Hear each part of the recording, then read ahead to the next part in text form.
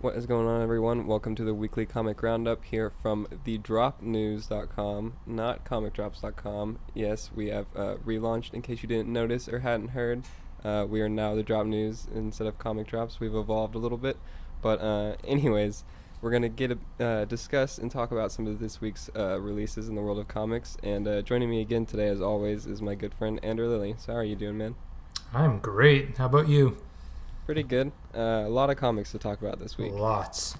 Okay, so I think that we're gonna do something that I don't think that we've done it before on the show, but we're gonna start with a Marvel book. I want to do that this time, and I haven't read it yet. I need to get caught up on the series to start it before it gets too ahead of me. In Inhumans versus X-Men #2, right? Yep. Came out today. All right, So, we're starting big. How was that? So this is the big event that Marvel's been pushing lately, and I know we're all a little tired of events, but Inhumans vs. X-Men has been really good so far. So basically, we didn't get a chance to talk about the first issue. Basically, it's come down to the Beast has essentially told all the X-Men that they within 2 weeks, mutants can't live on the Earth because of the Terrigen cloud that's still hovering in the atmosphere. Yeah, it's kind of a big deal. Yeah, a big deal, yeah. And so they're left with really no other options than to destroy that cloud. And of course, that's what gives the Inhumans their powers, so they're not going to just let them destroy the thing that gives them their power, their life. So unfortunately, it leads to a big fight. And this issue is the X-Men attacking the capital, New Attilan. And so basically it's just a big fight between Medusa and the Inhumans and trying to take on the X-Men. Beautiful art by Lionel Yu. He's kind of their staple event penciler, and easy to see why. His action scenes and character models are fantastic.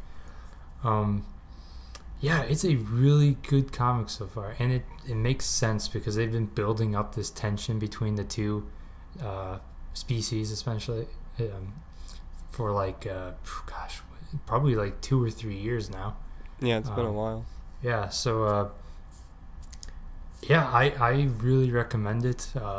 I'm really I don't know much about the whole situation because I haven't been really following everything, but I wonder how that'll end and how that's gonna end up for everyone. Yeah, same. And I think sorry, go ahead. Oh no, I was just saying that's a huge problem for a lot of people, so it's gonna be crazy to see how it all turns out. Definitely. And I think the really big part of it for me that I like is that it doesn't vilify one side. It doesn't make one side the hero or the villain. If you just read into it, you can clearly tell that each side is not really, they're not innocent. Yeah. So it, don't want to be throwing out names. It makes it an engaging story. Exactly. Unlike Civil War 2. It's presenting a good case for both sides, and it's an enjoyable read. I recommend it. Awesome. I really need to pick up those first 2 issues. But hopping over to DC, Titans #7 came out this week, and it was kind of a slower paced issue, I guess. I really enjoyed it. There was a couple really awesome. It was a character based issue, and there was an awesome. It was following Superman and Wally West, so it's pre-52 Superman and pre-52 Wally West, which is really awesome to me. And Superman remembers Wally. And so that whole engagement and interaction was it was so That's great awesome. to read, and it was just awesome to see that in DC Comics again. Yeah. And seeing how they're bringing pre-52 back and just how much they're doing with Rebirth and kind of the scope of it, and it's really cool. That's awesome. That makes me want to read it just for that interaction. It's worth reading for that alone, honestly. And then the other kind of characters they stay with is Donna Troy and Roy Harper, and kind of we have some moments between them, and I thought it was really funny, and also it was just great. They have great chemistry in the issue, honestly. Yep. And then the art is by I don't know his first name, but Weeks is I'm just reading off the cover. Lee Weeks. Okay, that it? so I'm taking a not guess. in my opinion. I mean, not up to Brett Booth's level, but I mean it's still great. It's good art, and I enjoyed it. And yeah, I mean That's it was a good. pretty solid issue. But and then the Titans are also building their new home in Manhattan because of uh, Abracadabra, I believe that was his name, right? Yeah. He had said the word Manhattan before disappearing, so they think that it has to be in the city of Manhattan. That's where they need to be. So it's kind of them constructing and settling there, and so. But it was a fun issue, and I enjoyed it. That's good. I'm wondering how that's gonna play out with the upcoming like Watchmen. Oh yeah, this book definitely. I think of the entire Rebirth line. I can't say because I don't really know the entire Rebirth line, but this book definitely has really strong ties to Watchmen and kind of what's happening with Rebirth and the Yeah. backbone of that story because it has Wally West in it. He's a key character in it. Yeah. So I think like you said, just like the scope of it, that bringing in the pre-52, I think that's what's really going to anchor this book as being like the Rebirth book to read going forward, especially with like, I guess you can call it phase 2 once the Watchmen event starts. oh yeah, So definitely.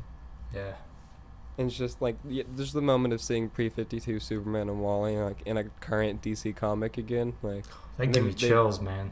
they race too. Okay. Oh, So I mean, it's just that's worth the price for that. But it was a great book. So yeah. that's great. But hopping back over to Marvel, we got a varied amount of books this week. I'm proud of us. Yeah, hey, we promised we'd have a lot more Marvel this week, and we do. So Renew Your Vows number 4? 3. 3. I was close. You were close. Yep. 3 came out this week. So how was that one? Man, I love this book so much. And basically, it's kind of like DC's Superman book, where it's like a basically a family book.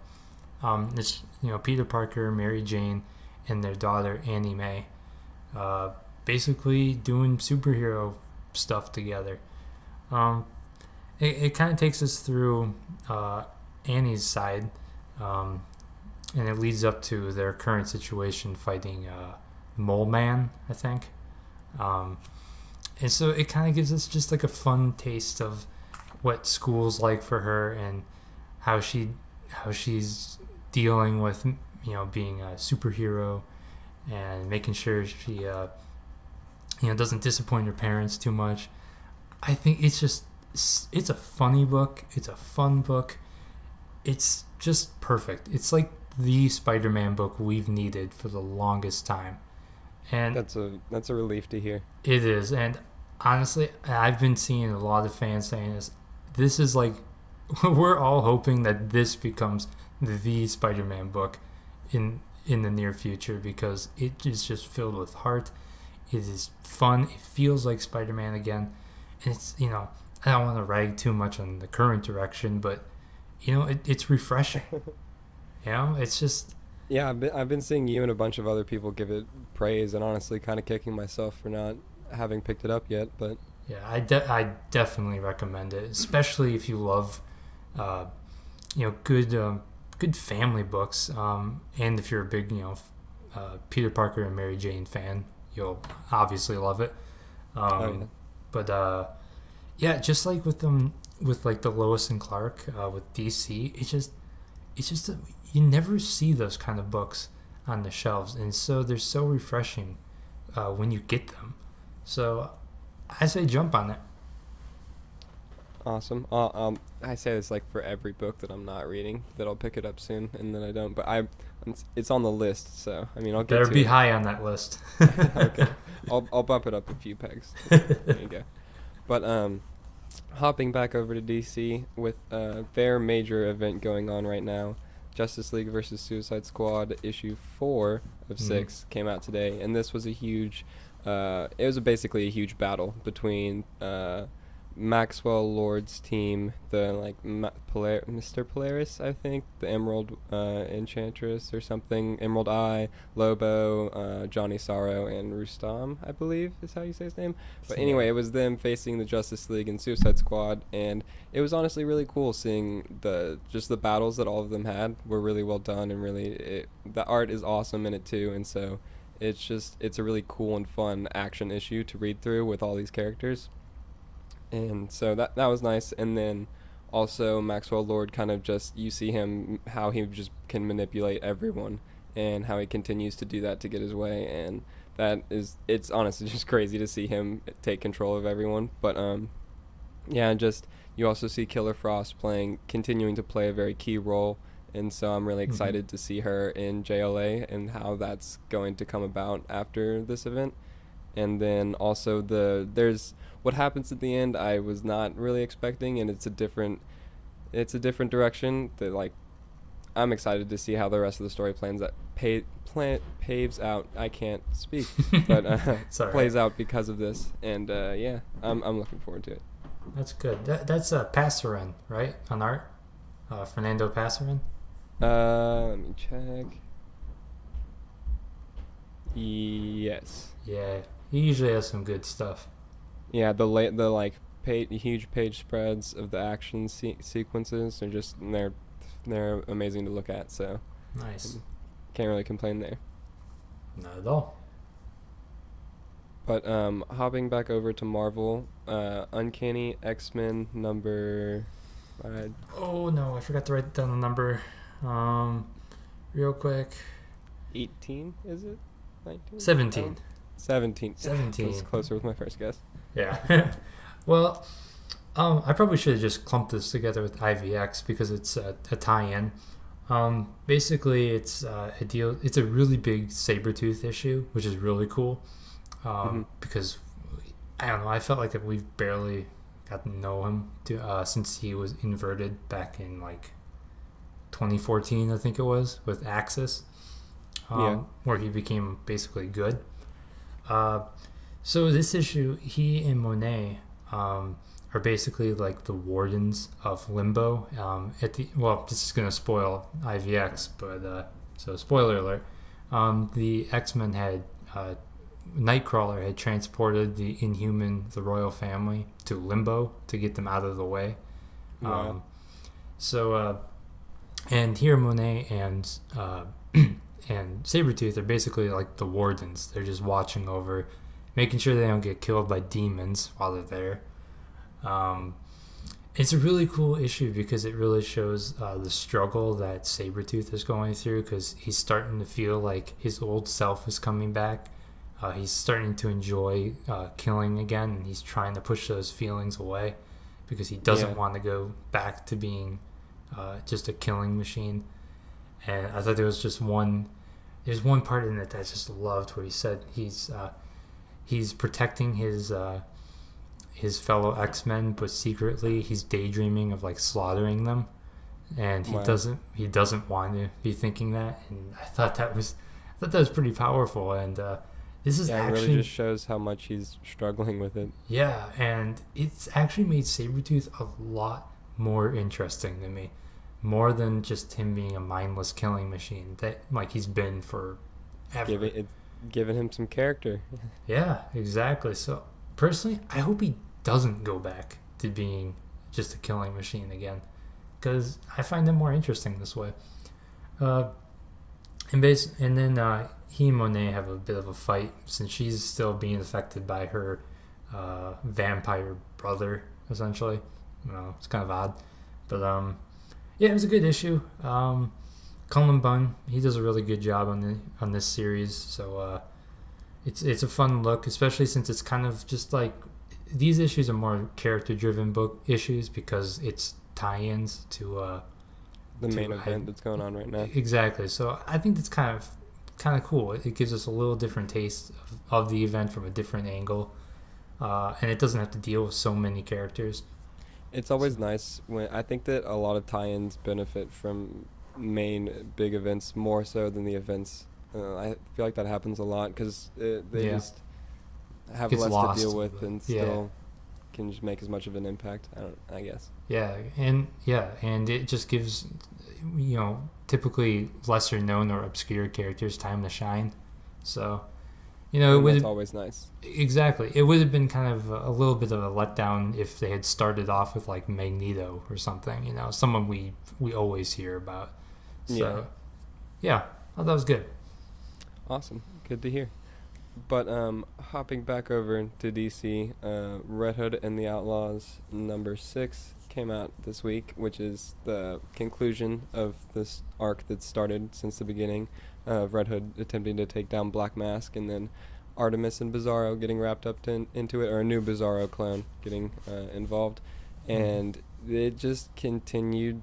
This book continues to be a great Jason Todd Red Hood book. It's awesome. Lobdell has proven that he can write Jason Todd. The inner narration it's so much sounds like he would sound, and the art also continues to be amazing and fit this book and the tone of it so well.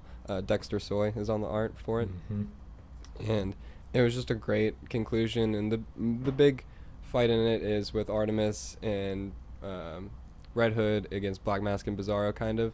And just the entire sequence is really great. And then the way that Red Hood goes about defeating Black Mask, spoiler alert in case you didn't guess it, the hero wins, but the way that he goes about doing it is really, it's a great character moment and character building moment for him. And this book, it's done a really good job of forming like the outlaws for Red Hood, but it's his book first and foremost, and I think that's really the strength that it needs to play to, and it has, and it's really paid off for it.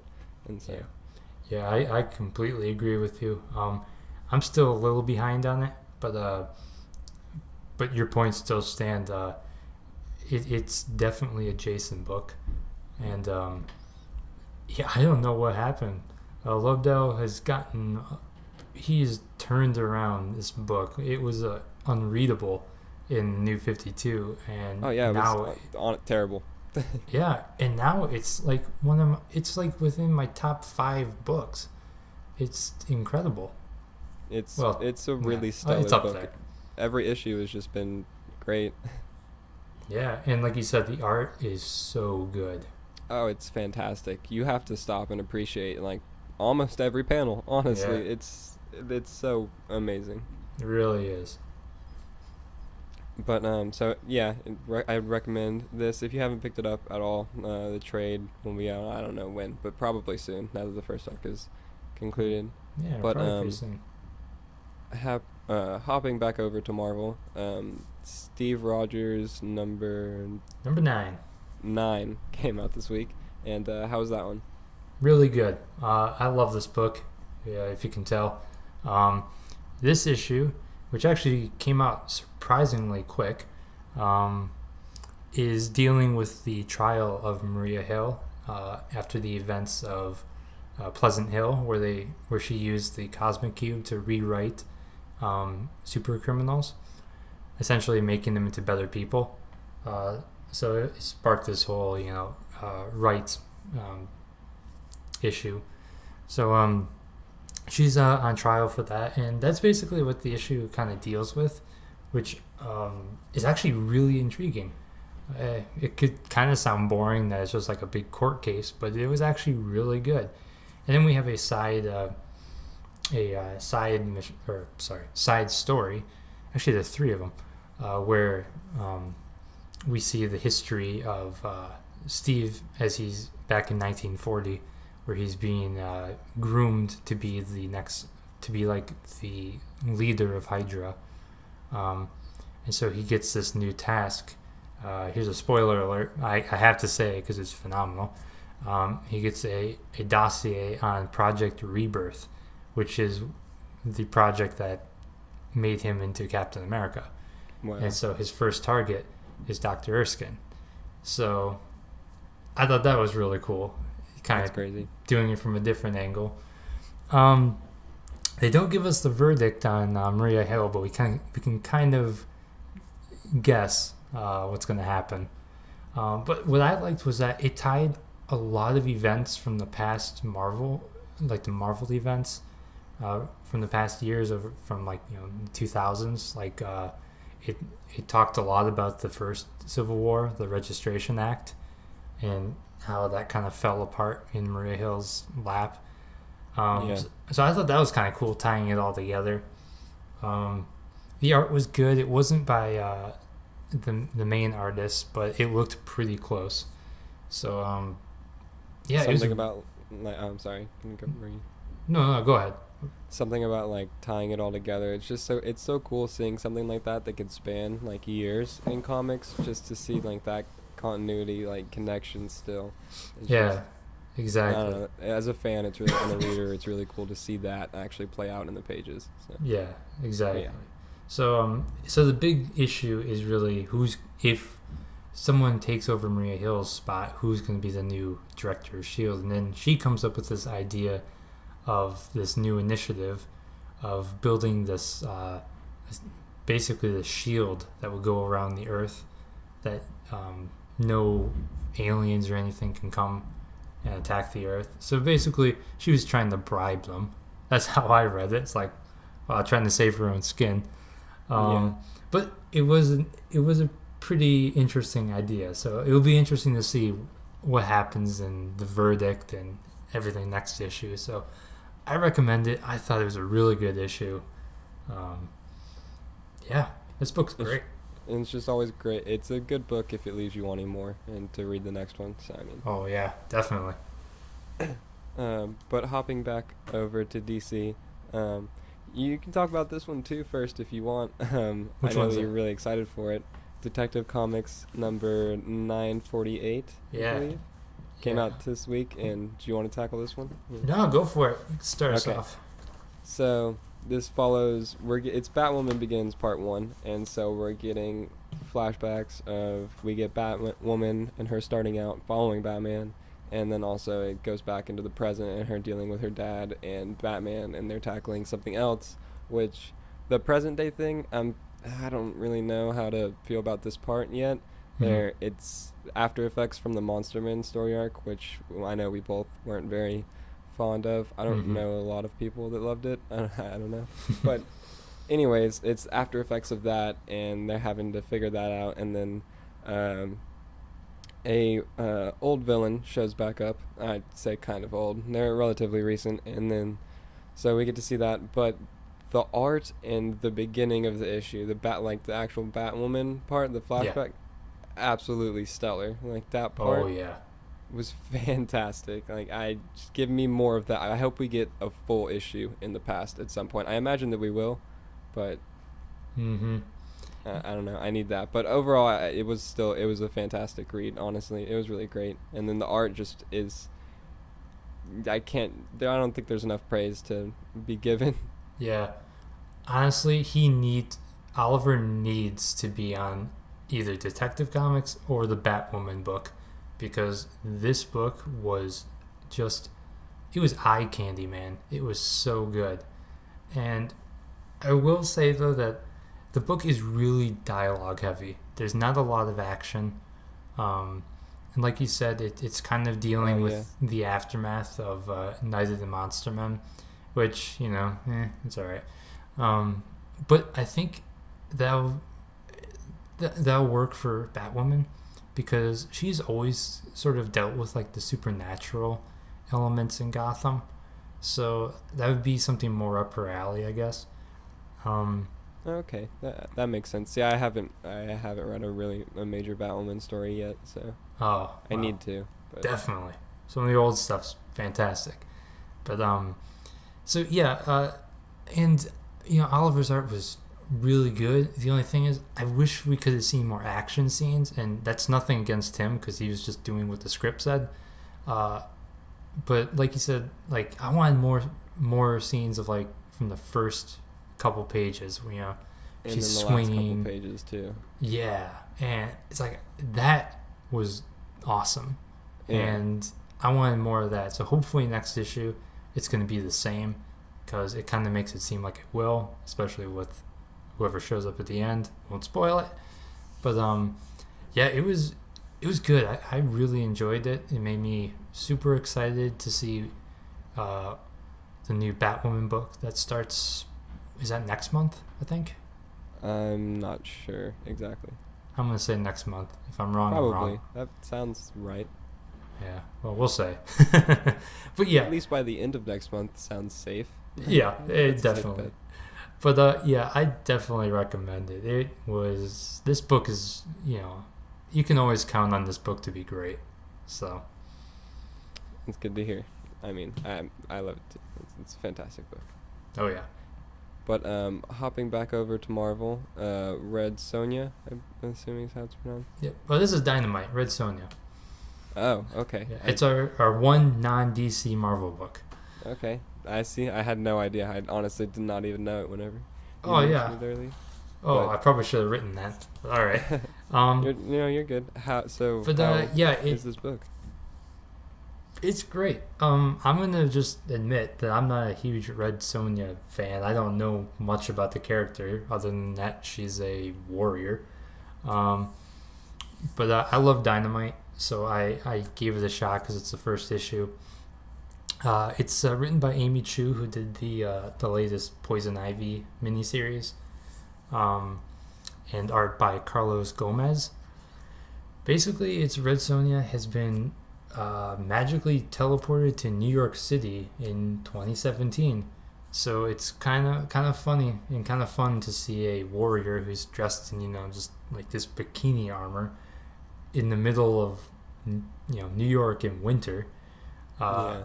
So it was kind of a fun In the present day. in the present day, and it was just a fun adventure of her just trying to figure out what's going on, and she's trying to find this evil sorcerer who sent her here.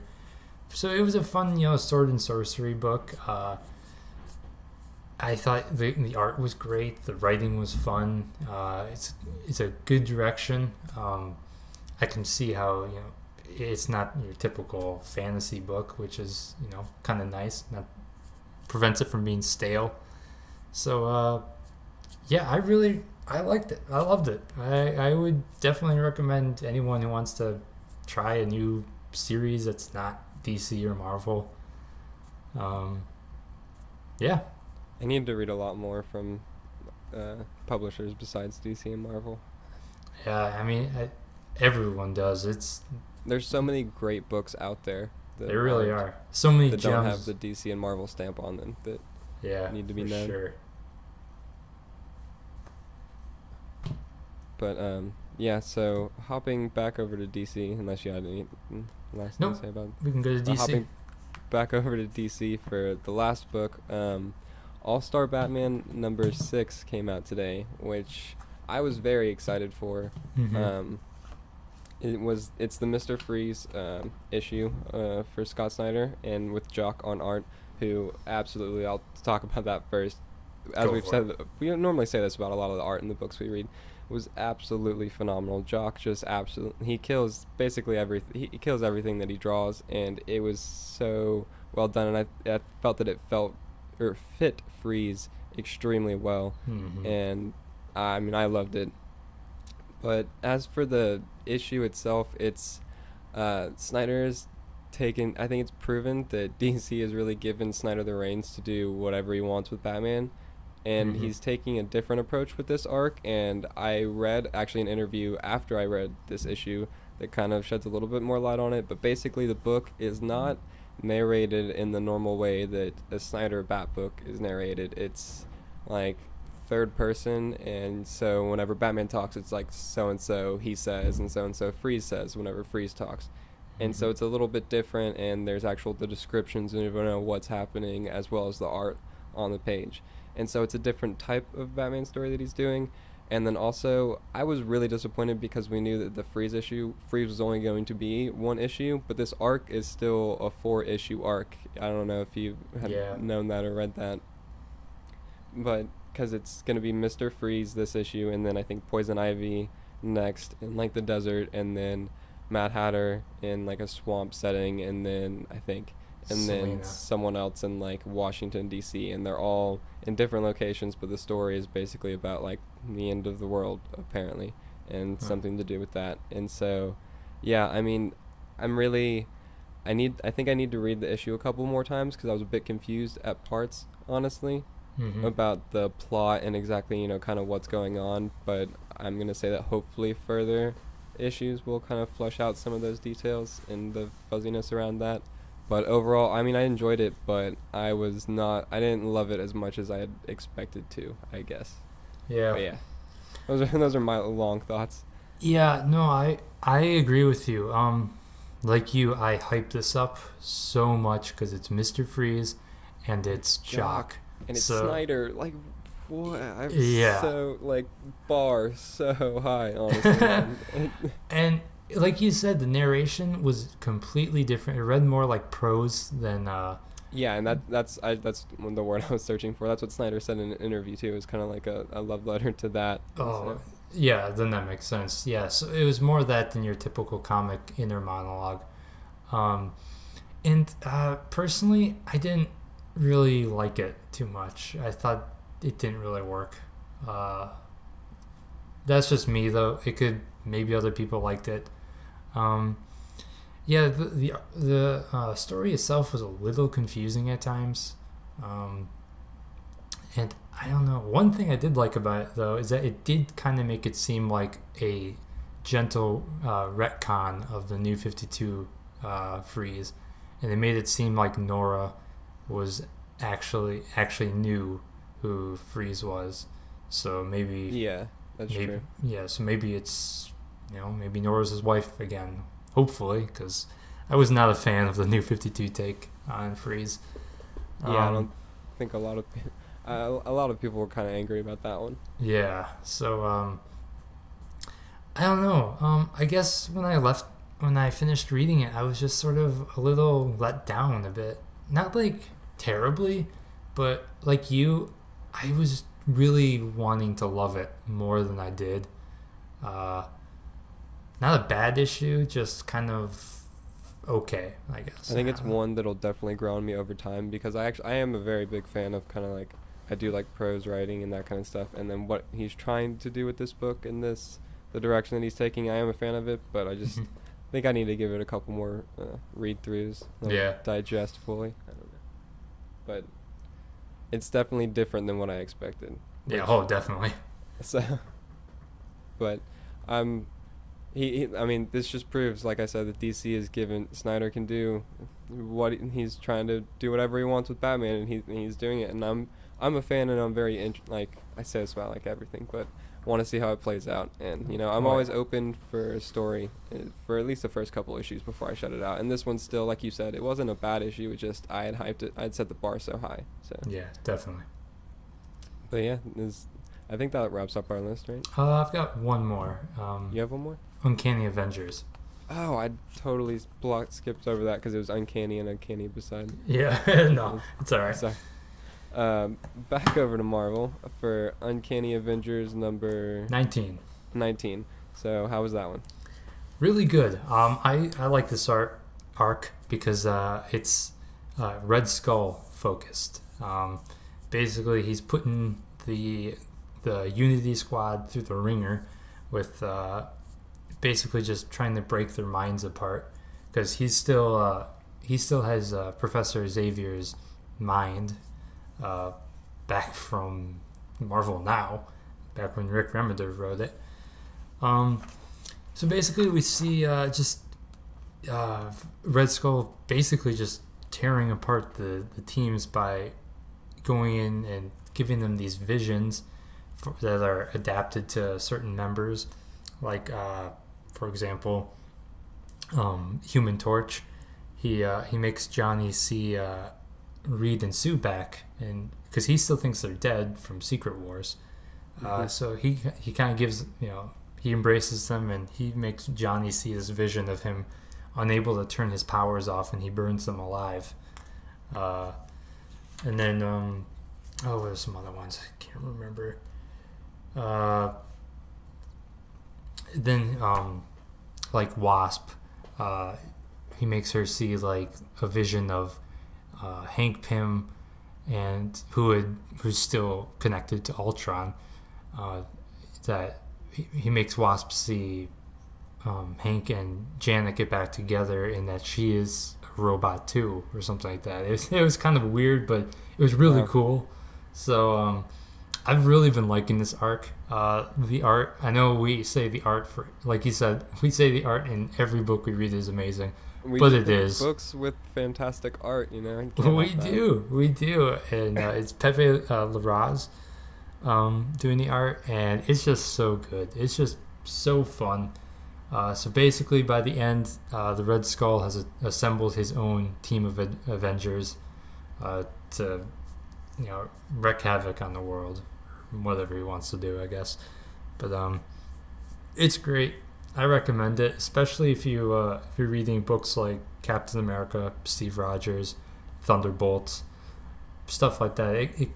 It doesn't directly connect to them, but you'll get a full sense of the story if you read this one too. So, Okay, that makes sense. yeah. So good stuff. All right, so I mean, overall, a great week in comics, I'd Oh, have yeah. to say. But that does wrap up our list. That one wraps up the list for this week's roundup. As always, if there's any books that we don't touch on or mention at all that you would like us to or are dying for us to talk about, please leave them down in the comments below. And now I guess we'll shamelessly plug our social media. So where can people find you, Andrew?